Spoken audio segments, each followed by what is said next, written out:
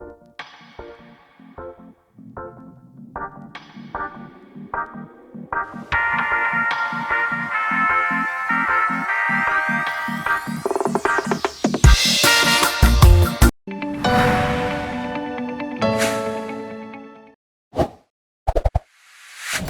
is the side chick, Chidimma Ojukwu, a 21-year-old mass communications undergraduate of the University of Lagos, Nigeria. She currently stands accused of stabbing her married lover to death in an Airbnb in Lagos, Nigeria. This is 50-year-old Michael OSIFO, now deceased, Chief Executive Officer, CEO of Supertv, a media firm stroke telecommunications giant.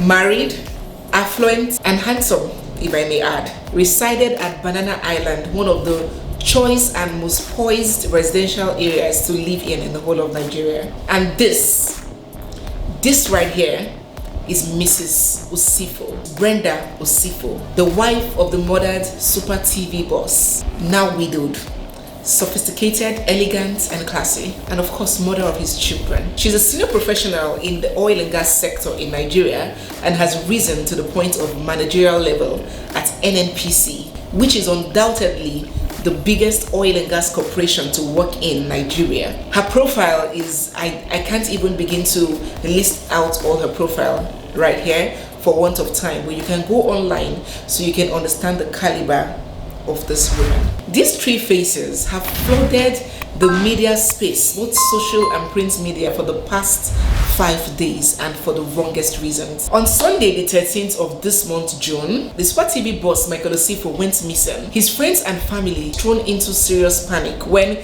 they neither saw him at his residential nor at the office for 2 days and had no contact or communication with him. After days of search, he was eventually located at an Airbnb with multiple stab wounds, fatal stab wounds all over his body, and lots of his money withdrawn from his account. Some put the amount at hundreds of thousands, while some speculate that it runs into millions of naira missing from his account. So investigation began to get to the roots of this murder, this gruesome murder of a young, enterprising husband, boss, and father. And all fingers pointed to Chidimma, who was the last person to be seen with him at a hotel, an Airbnb in Lagos. Not only was she the last person to leave the apartment where Mr. OSIFO was found murdered, all the withdrawals that were made from Mr. OSIFO's account pointed or were traced to Chidimma. After about 2 days of search and manhunt, Chidimma was finally apprehended, and just as everybody speculated, she confessed to actually have carried out the murder of this man. Let us hear her account of why she killed her married lover. He asked me to get a shortlet where we can stay. On Monday, we were together, drinking, smoking. We had fun, so I went to get food. Then on Tuesday, he was trying to make advances on me, which I was tired, but he became violent. He got his way, which I let him. Towards afternoon, we ordered for smoke and also roofies. We became high. I wasn't happy for the first one he did, so I was still on my own, just smoking and drinking. Then he came on to me. I was like, no, that I'm not happy with what you did in the first one. I was like, you don't help me, you don't assist me in anything, you just playing with me around. He became violent, trying to get to me, and I was resisting and defending myself. He hit my head on the wall, and I also retaliated. He was choking me, which I was on the kitchen cabinet, and I stretched out the knife and then I stabbed his neck. Okay, so we have heard Chidimma. As a barrister, I choose to bring out 3 very salient points that Chidimma has raised in this very short interview. 1, she is alleging lack of consent or rape. 2, Chidimma is saying that this act was carried out as an act of self-defense and not premeditated murder. Thirdly, Chidimma is raising the defense of intoxication. Clearly, she said that they had been drinking and smoking and ingesting all sorts of hard drugs. Hence, whatever she could have done was definitely not done in her right frame of mind or in her right senses. Her judgment, her reasoning, her senses were beclouded, and hence was not in a good frame to carry out any rightful or logical judgment. Okay, now let us hear what the man has to say about what happened. Oh, he's dead, gone, silenced forever. His account to this tragedy would never ever be heard.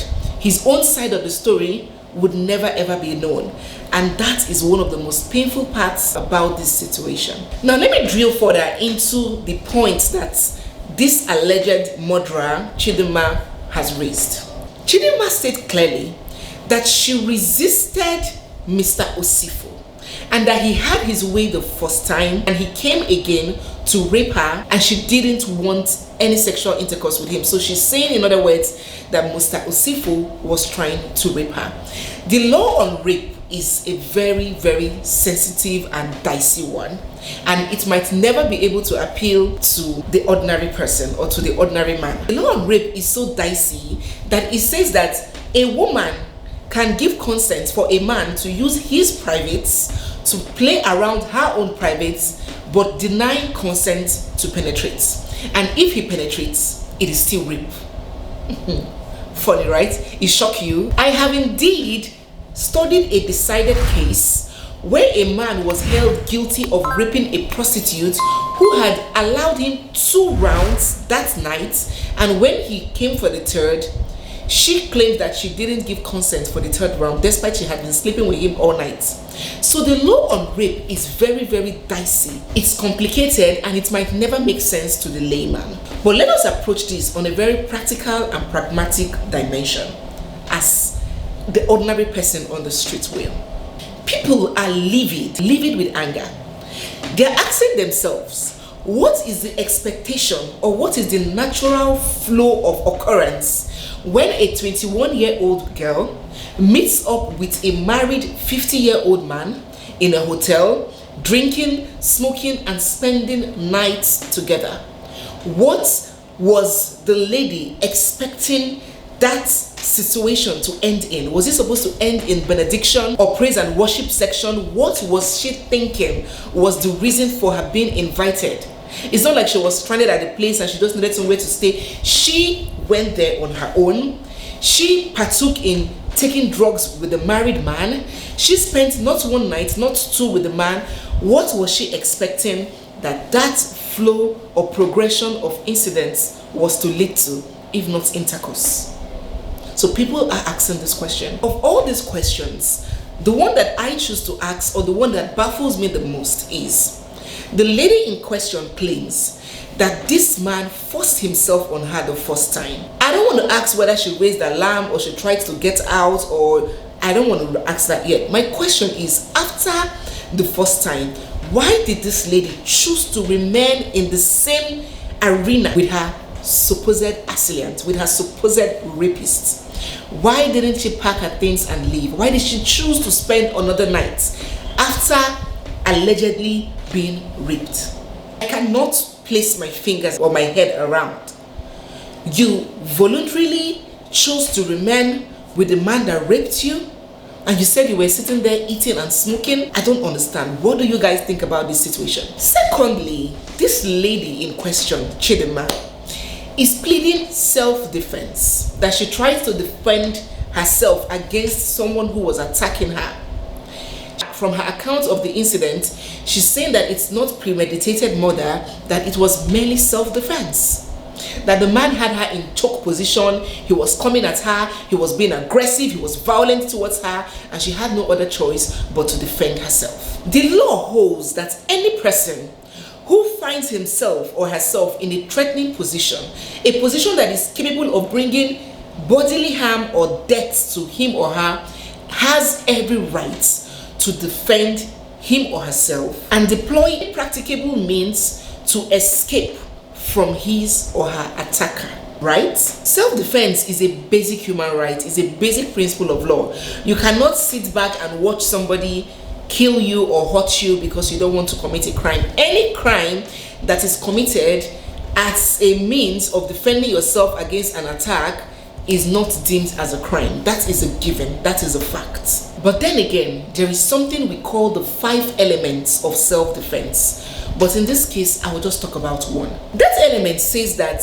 the means employed to prevent an attack, the technique you use to prevent an attack, must be reasonable and must be commensurate to the attack. Commensurate. Calm down, calm down. You know, we lawyers, we like big English. I'm going to break it down. Commensurate in the sense that the repellation, your act of repelling the attack, must be at least at a similar level with the type of attack that is coming your way. So if somebody is trying to slap you and you pull out a Beretta and you shoot at the person and you go to court and claim self-defense, brother or sister, you're going to rot in jail. That is not self-defense in law, because the approach you use in defending yourself is not measurable, is not commensurate, is not similar in degree to the type of attack that was coming your way. Shotibo, do you understand me? They do not match. Shikina, simple English. So let me throw the question at you. Do you guys think that the level of repelling Mr. OSIFO was commensurate to the type of attack that Mr. OSIFO allegedly launched on this lady? Do you think that this lady in question, Chidimma, should have employed other means of stopping Mr. OSIFO from coming at her, maybe screaming, raising alarm, calling somebody on the phone, maybe locking herself in the bathroom, maybe breaking things, maybe doing anything else in the world, hitting him, pushing him, leaving that arena, anything else in the world, but not killing him? What do you guys think about Chidimma saying she was trying to defend herself against a potential assailant? Do you think she is justified to defend herself in whatever way that could come to her mind at that time, to act impulsively? Or do you think that a stab to the neck is too fatal and too calculated in this circumstance? A question I might throw out there is, after the first stab, did she take any action to run away from the premises, to lock herself in the bathroom, to escape, to call for help? Did she scream? When the man had lost strength and he was laying on the floor and she could get her way out, did she alert the receptionist or whoever was in charge of that facility that an accident had happened? Did she raise alarm? Rather, what this young lady did was to take the debit cards, the bank debit cards of the person she murdered, and proceeded to start making huge withdrawals from his account. Believe you me, proving self-defense and not premeditated murder would be a very, very difficult thing in this case. Knowing that even after the action, the ordinary person who is not taken to crime or who does not have an intention to kill will be moved to rush for help and raise alarm, not to take the instrument of the person that she had brutally injured or murdered, depending on what had happened at that time, and start withdrawing his money. Lastly, coming to the talk on intoxication. That girl is a very smart girl. It's so unfortunate, it breaks my heart that a 50-year-old man would indulge in drugs and intoxication with a 20-year-old girl, young enough to be his daughter. Like, I thought to myself, when I'm 50, all my kids will be in their 20s. That lady is old enough to be this man's mother. But this man, rich, connected, successful, had everything to lose, could risk it all for a lady who had absolutely nothing at stake. So yes, Chidimma states that they were drinking, they were smoking, and not just smoking the normal cannabis or the regular cannabis and all that, or cigarettes. They were smoking something more advanced, something that is capable of rewiring your brain and making you as an incapable of God. I went to research the kind of things they were smoking, and I was wondering, why would anybody want to even take this kind of things in? Something that is capable of making you do something that you are not even in control of. You lose control of yourself. That is the degree of the substances that Chidimma and her married, now deceased lover were smoking at the hotel. So yes, Chidimma is pleading intoxication. We were drunk. We were high. I probably didn't know what I was doing. I didn't have control of my senses. Let me tell you guys a little about intoxication. Intoxication, meaning high, being high, highness, is not an exculpating factor in law. It does not absolve you of a crime. No court or no law will say, okay, she was drunk, let her go, she didn't know what she was doing. No, because nobody sent you to go and drink and smoke. You did it on your own accord, and you are going to take responsibility of every action you did, whether you are intoxicated or you are in your lucid period. Now, she says she was drunk. Intoxication in law can only serve as a mitigating factor, meaning it can reduce an otherwise high sentence or judgment, but it cannot absolve a criminal from a crime.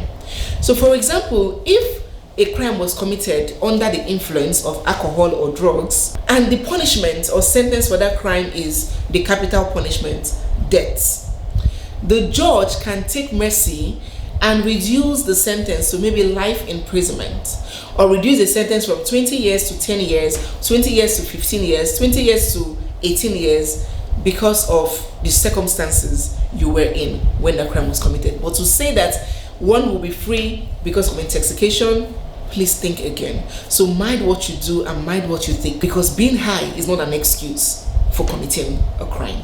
Once again, what do you guys think? This story, this incident, I don't want to call it a story because it's somebody's real life that is happening, that is unfolding before everybody's eyes. This incident holds plenty of messages, holds plenty of lessons for all of us, every single one of us watching this video. But I think the video has already gone long enough. I don't want to take it. Maybe I would discuss about that in a subsequent video. I hear people talk about, oh, career woman, she probably didn't have time for her husband, and I'm like, really? If we were a married woman that cheated and killed her lover, nobody would say her husband is busy and the husband didn't have time for her. But that will be addressed in a separate video. The man sadly is dead. His chapter is closed. The curtains are closed. He will never be seen or heard again on earth. It is so unfortunate. But somehow I feel, or I have the belief, that the biggest victims in all of this are his wife and his children, who didn't sign up for any of this. His wife, who her husband, her king, someone she serves food and calls the Lord, was butchered in an apartment like a chicken by a little child. His children, who would forever live with the shame and the stigma of the children of that man, that sugar daddy that went for runs and was killed by his side chick. That is tragic, and that is a very heavy burden to live with, to carry in your heart for the rest of your life. As for Chidimma, the alleged murderer, 21-year-old, young, and she had her whole life ahead of her. It is unfortunate she has ruined herself. She has ruined her life. She will never have her life or know her life as it used to be. Her life has changed forever for the worse. I really do hope that justice takes its full course. She's an adult, she's above 18, and whatever criminal sentence or whatever sentence or judgment can be passed on a 40-year-old can be passed on her too. So we can only sit back, watch, and hope that justice will take its full course. So guys, before I close this video, let me throw it to you. What do you think? Do you think that there's still some things there's still some circumstances surrounding this situation that has not come to light yet? Do you think that she was not working on her own? Do you think that there's a syndicate, or this is a planned act by some other external persons that we do not know about? Do you really think that it was not premeditated, but she took action out of reflex and impulse that ended, unfortunately, in murder? Or do you think that there is more to meet the eyes? Do you think that she should be questioned more to know whether she is working for some other people? So many people think that Mr. OSIFO deserves what he got. I do not think that anybody deserves to die. The only people who I think may deserve to die are people who killed other people. But so many people are saying, oh, if you had stayed at home, if you had stayed put. What do you guys think about that kind of assumption, where people think that Mr. OSIFO got what he bargained for? Let us know all your thoughts in the comment section. Thank you so much for watching, guys. Thank you for listening to me. If you've gotten here, please give this video a big thumbs up. I'm so sad about this story. In fact, I'm so shaken. Anyways, guys, please give this video a thumbs up. Drop your comments, your thoughts in the comment section. Subscribe to my channel if you're not, because there will be more coming your way. And of course, turn on your bell notifications so you can be aware and notified when I post a new video. It's me, your girl barrister Neze Peperempe, and this is Nezeville. I'll see you guys in the next one. For now, bye.